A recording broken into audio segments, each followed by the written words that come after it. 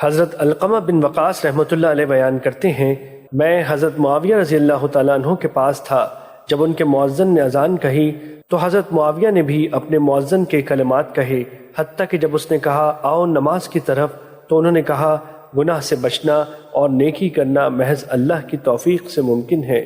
پس جب اس نے کہا حی علی الفلاح تو انہوں نے کہا لا حول ولا قوت الا باللہ العلی العظیم، اور اس کے بعد جیسے مؤذن نے کہا ویسے ہی انہوں نے کہا میں نے رسول اللہ صلی اللہ علیہ وسلم کو سنا، آپ نے ایسے ہی فرمایا۔